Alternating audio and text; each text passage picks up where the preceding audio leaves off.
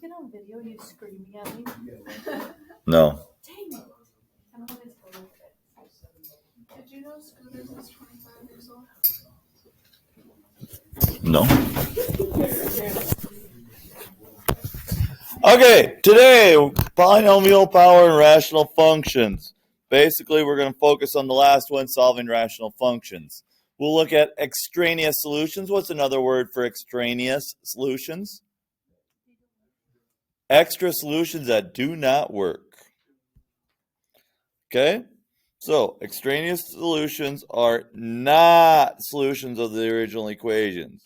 Okay? Not solutions. They come out because we're multiplying by variables and adding extra. So, when we solve a rational equation, what do we have to do?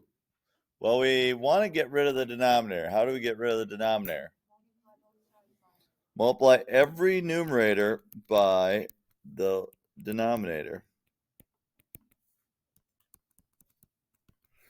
So we multiply all three parts by them. What happens here is these cancel to be 1.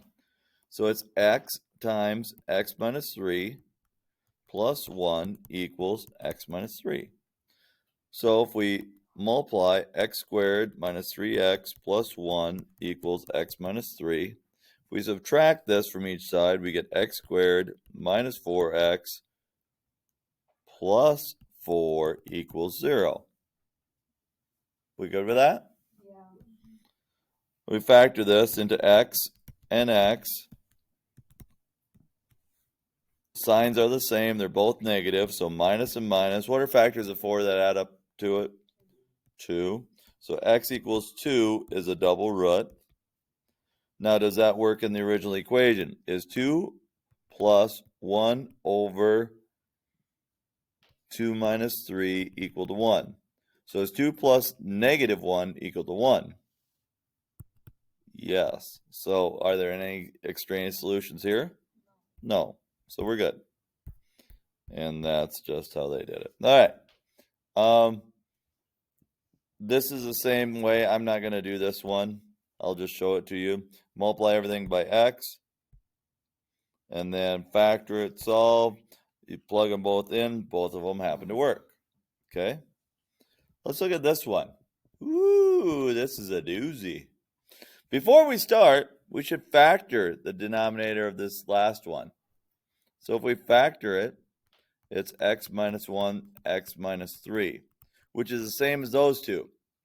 So we're going to multiply every numerator by the least common denominator of x minus 1 times x minus 3.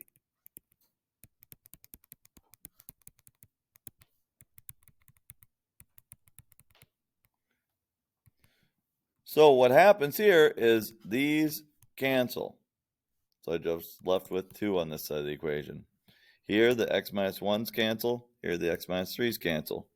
So I get x minus 1 plus 2x times x minus 3.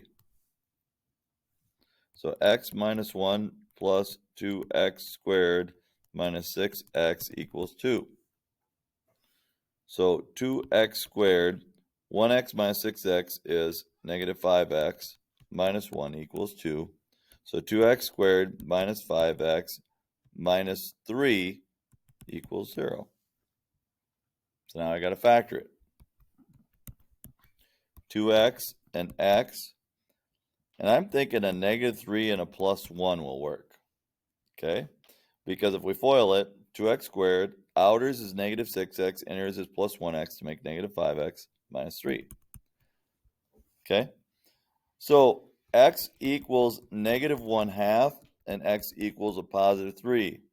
So if we plug these in to see if there's any extraneous solutions, 1 over 1/2 minus 3 plus 2 times negative 1/2 times negative 1/2 minus 1 equals 2 over negative 1/2 squared minus 4 times negative 1/2 plus 3. 1/2 minus 3 is negative 2.5. 1 over 2.5. 1 divided by 2.5 is like 2/5. Negative. So it's negative 3.5. So it's 2/7. and it's negative. Here, it's negative 1 over negative 3 halves, which is plus 2/3, equals 2 over negative 1/2 squared is positive 1/4, plus 2 plus 3, which is 5 1/4, which is 21/4. So if we add up this on this side, multiply this by 3, multiply this by 7, we get negative 6/7 plus 14, or negative 6, 20, no, that was right? Multiply by 3, multiply by 7, 3 over 3, 7 over 7. Okay, so negative 6 over 21 plus 14 over 21 is negative 8 over 21. Somehow,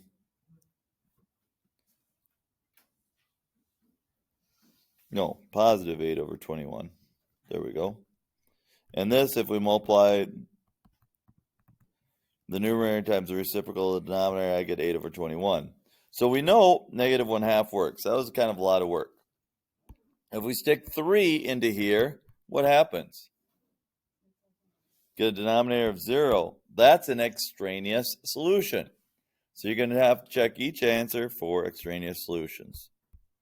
So there's our work. All right. Last one. Finding minimum perimeter. Find the dimensions of a rectangle with a minimum perimeter if its area is 300 meters squared. Find the least perimeter. Find the smallest perimeter possible.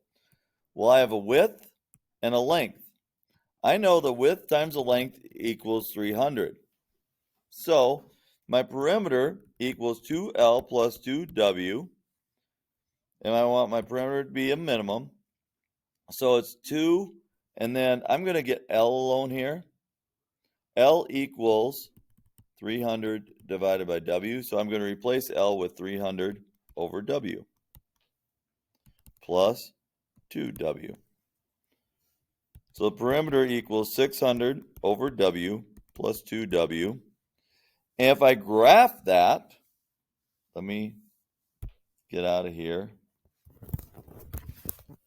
Escape. Escape. Keep for right now. If I graph this, I had 600 over W, Y equals, clear, 600 over W plus 2W. If I graph it, I bet I don't see anything. You know why? Window's too small. Good job, Maggie. So let's go negative 10 to 100. Oh, I don't know what happened there. And negative 10 to 100. When we graph it now, there we go. I want to find the minimum.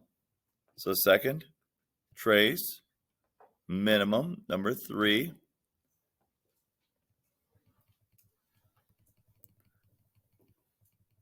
I go to the left, hit enter, go to the right,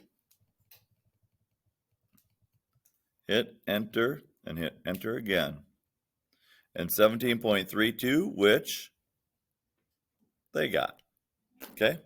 Okay, let's quickly jump to what are you going to see?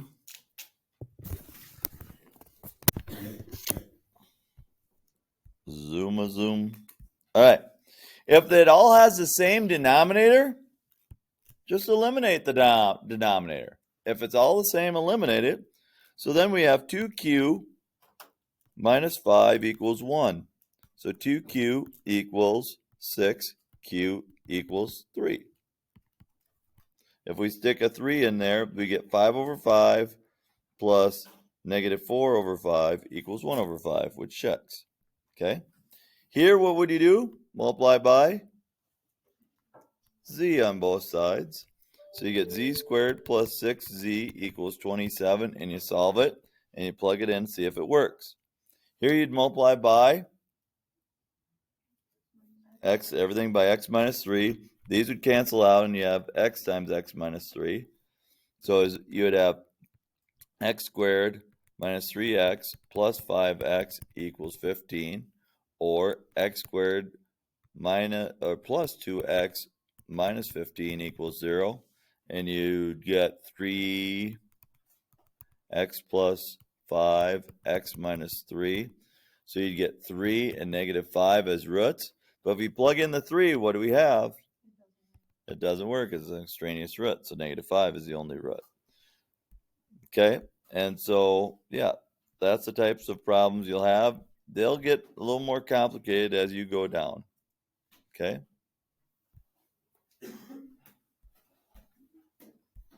So there will be 8 problems for you to do. You guys can get going.